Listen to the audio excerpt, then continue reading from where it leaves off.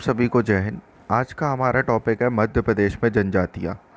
ये बहुत important topic है। Madhya Pradesh civil services exam, Vyapam के एग्ज़ाम के दृष्टिकोण से इधर से बहुत ही इम्पोर्टेंट क्वेश्चन बनते हैं और ऐसे क्वेश्चन बनते हैं जिसे सॉल्व करने में बच्चों को बहुत प्रॉब्लम जाती है।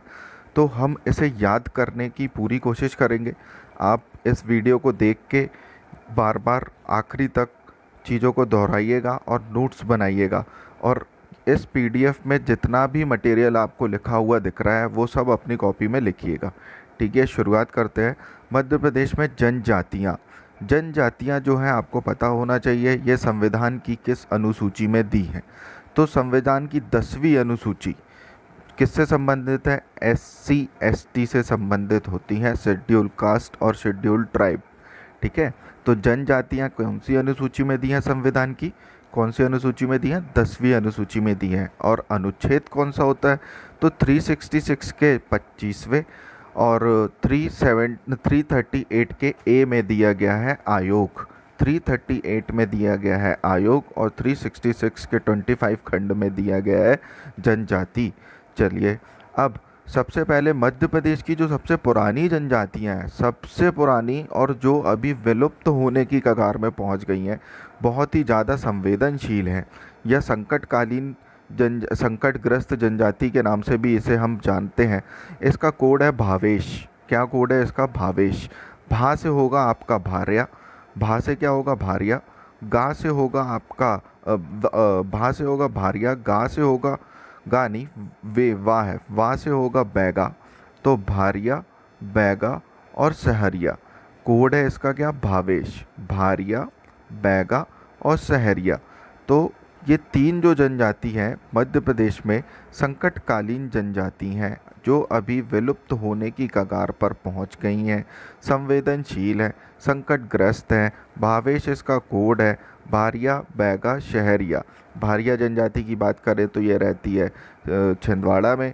शहरिया जनजाति की बात करें तो ये रहती है भिंड, मुरैना, ग्वालियर वाले क्षेत्र में। और बैगा जनजाति की अगर बात करें तो ये रहती है कहाँ पे? मंडला, बालाघाट वाले क्षेत्र पे रहती है।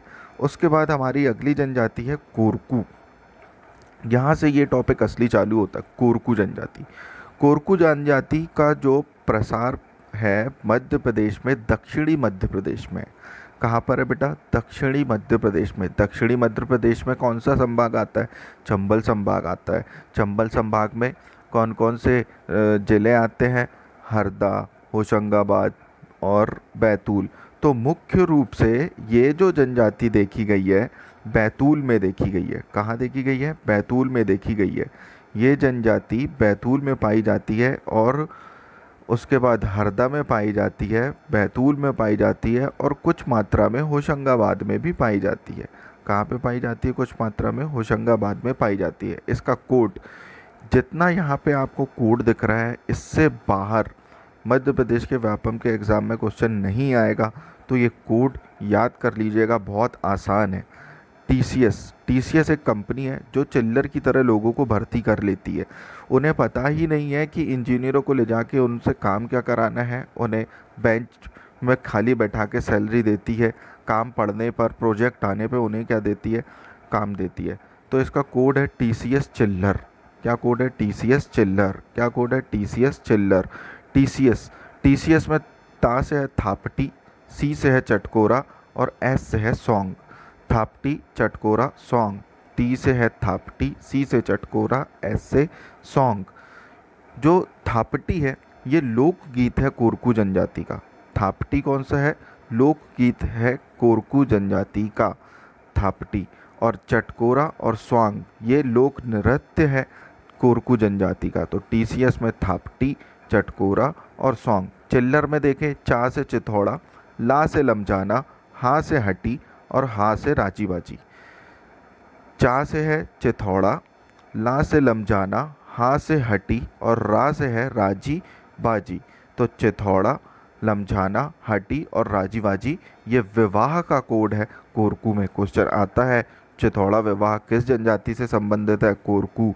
लमझाना विवाह किस जाति से संबंधित है?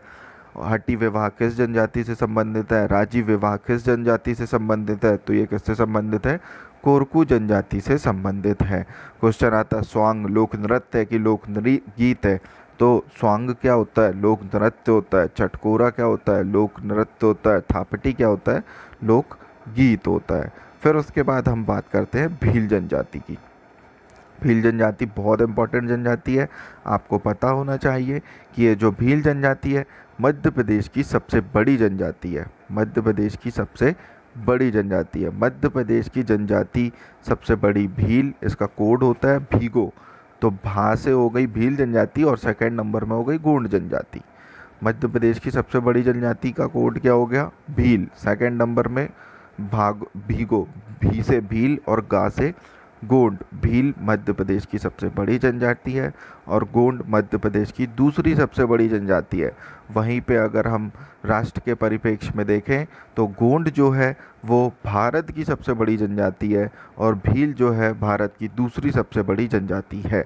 तो भीलों से जो इम्पोर्टेंट क्वेश्चन है वो यही आता है कि भगोरिया क्या है और गोल गधोड़े क्या है। तो भगोरिया एक इनका नृत्य है, एक इनका त्यौहार है, नृत्य नहीं इनका त्यौहार है, जिसे भगोरिया हाट के नाम से जाना जाता है।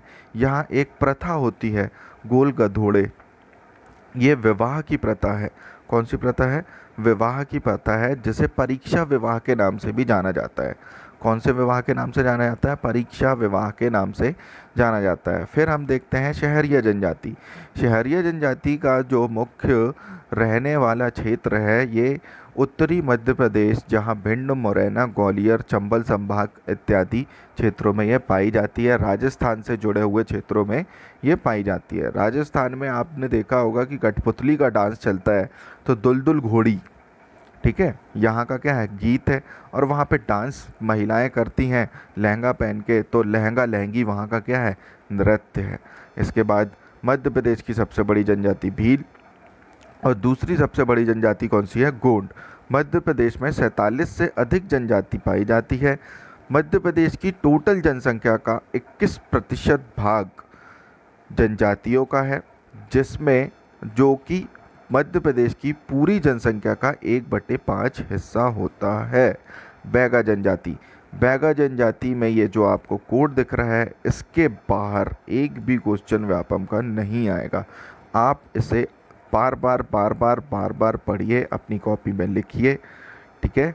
और अब हम समझते हैं ये कोड। इसका कोड है कसूर बापू। क्या कोड है? कसूर बापू। कसूर बापू कहाँ से है? कर्मा। कर्मा क्या है इनका? लोक नृत्य। सा से है सुआ सैला साल वृक्ष। सुआ सैला साल वृक्ष। सुआ सैला साल वृक्ष। सुआ सैला साल वृक्ष। रा से है रीना रागनी। रीना रागनी। बा से है बलमा बेलमा बैराचक बासी ब्यारी बैरियर एल्विन बूढ़ा देव और द बैगास। पा से इनका परधौनी पेज पंचायत पैठुल। परधौनी पेज पंचायत और पैठुल। बैगा जनजाति के जो का से है कर्मा। कर्मा इनका क्या है? लोक नृत्य है। सुगा और सैला ये क्या है? इनका गीत है। साल के वृक्ष की पूजा करते हैं। रीना रागनी। रीना रागनी इनका क्या है? लोक नृत्य है। एक लोक नृत्य हमने और देखा कर्मा। बलमा बेलमा इनका लोक नृत्य। कर्मा देखा, बलमा बेलमा देखा, रीना रागनी देखा, बैराचक देखा, ये जहाँ पे रहते हैं। और वासी इनका भोजन है। प्यारी इनका भोजन है। वेरियर एल्विन नामक व्यक्ति ने इनके ऊपर बुक लिखी थी, जिस बुक का नाम है द बेगास। बूढ़ा देव की पूजा करते हैं। परधौनी नृत्य है।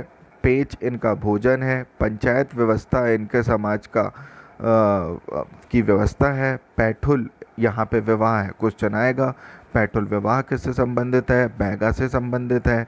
आपको क्वेश्चन आएगा बलमा नृत्य किससे संबंधित है? बैगा से संबंधित है। ब्यारी किसके यहाँ का भोजन है? बैगा के यहाँ का भोजन है। लमझाना कहाँ का विवाह है? कोरकू का विवाह है। और चिथौड़ा कहाँ का विवाह है? कोरकू का विवाह है। पैठुल कहाँ का विवाह है? कोरकू जनजाति का विवाह है। राजीवाजी कहाँ का विवाह है? तो कहाँ का है? कोरकू जनजाति का। भगोरिया किससे संबंधित है? किस जनजाति से संबंधित है? भील जनजाति से संबंधित है। इसके बाद हम देखते हैं गोंड। जो गोंड है, गोंड में आपको 2 कोड मिलेंगे। जीडी गोंडी, गोंडो, गोंची, ये क्या है, इनके लोक नृत्य है। खासकर गोंडी जो है ये फसल बोते समय किया जाता है, ठीक है। गोंचो जो है वर्षा के लिए किया जाता है, बादलों में गोच गोच के पानी गिरा दो, ठीक है। रीना और बलमा नृत्य हमने ऊपर यहाँ बैगा में भी देखा था, रीना और बलमा नृत्य, और यहाँ पे भी देख रहे हैं रीना और बलमा नृत्य कहाँ पे पाया जाता है, गोंड जनजाति का ये नृत्य है। अनुसूचित जनजाति जो है भारतीय संविधान के अंतर्गत एक संवैधानिक शब्दावली है, मैंने बताया ये संविधान में वर्णित है। कौन सा अनुच्छेद है, 366 का 24, और ये किस सूची से सूचीबद्ध है, अनुच्छेद 342 के तहत सूचीबद्ध है। मध्य प्रदेश की जनसंख्या का 21.1% हिस्सा, जो कि 1/5% मध्य प्रदेश की जनसंख्या का होता है, वो पाया जाता है। मध्य प्रदेश की अनुसूचित जनजातियाँ 47 से भी ज़्यादा हैं। मुख्य रूप से यहाँ गोंड, भील, बैगा, सहरिया, कोरकू, के कोल, पारधी, अगरिया, पनिका आदि जनजाति पाई जाती है। इनकी विशेषता, हमारे जनजातियों की विशेषता देखते हैं क्या क्या है। तो ये जो हैं शहर से दूर रहती हैं, मतलब दुर्गम स्थानों पर रहती हैं। इनकी अर्थव्यवस्था का आधार कृषि है, क्योंकि ये वहाँ पे कृषि करती हैं। ये समाज से जुड़े हुए नहीं है, तो मतलब ये समाज की मुख्य धारा से अलग रहते हैं। इनकी अलग ही संस्कृति होती है। सारी जनजातियाँ क्या खाती हैं, मांस खाती हैं, तो मांसाहारी होती हैं। इनकी सत्ता आप सब में देखेंगे पितृसत्तात्मक होती है, और ये अलग ही प्रकार की बोली होती है, तो विशिष्ट बोली होती है। अब समस्या, शहर से दूर रहेंगे तो स्वास्थ्य की समस्या, शिक्षा की समस्या, गरीबी की समस्या, कुपोषण की समस्या, बेरोजगारी की समस्या, यातायात की समस्या, और ऐसी अन्य आधारभूत और बुनियादी जो समस्याएं होती हैं उनसे ये जुड़े हुए होती हैं, अब अपनी बुनियादी ज़रूरतों को पूरा नहीं कर पाती हैं। इनकी सोच कैसी होती है, रूढ़िवादी होती है, और इनकी मान्यताएं भी समाज की मुख्य धारा से अलग होती हैं। अब हम यहाँ पे डायग्राम में देखेंगे मध्य प्रदेश के कि कौन सी जनजाति मध्य प्रदेश के किस क्षेत्र में पाई जाती है। तो यहाँ पे डिवाइड किया है मध्य प्रदेश को, उत्तरी मध्य प्रदेश, मध्य प्रदेश, पूर्वी मध्य प्रदेश, दक्षिणी मध्य प्रदेश और पश्चिमी मध्य प्रदेश। यहाँ पे आपको देखने के लिए मिल रहेगा ग्वालियर में कौन सी जनजाति मिल रही है, सहरिया जनजाति मिल रही है। कैसे याद करेंगे, यहाँ पे शहर है एक जयपुर, जयपुर बहुत फेमस, पिंक सिटी के नाम से फेमस है। तो शहर जयपुर यहाँ से पास में पड़ता है। बड़ा शहर, राजा महाराजा कहाँ रहेंगे, शहर में, ग्वालियर में कौन रहते थे, राजा महाराजा, तो शहरिया जनजाति। पारधी जनजाति मध्य भारत में मध्य प्रदेश में पाई जाती है, भोपाल में। भारिया जनजाति छिंदवाड़ा, भारियों को जंगलियों का जंगली कहा जाता है, जो पातालकोट में पाई जाती है। रीवा में पाई जाती है कोल जनजाति, सिंगरौली में पाई जाती है पनिका जनजाति, और झाबुआ में पाई जाती है भील जनजाति। और बालाघाट में हम देखें तो गोंड जनजाति और बैगा जनजाति। जबलपुर में पाई जाती है मूडिया जनजाति। बैतूल में पाई जाती है कोरकू जनजाति।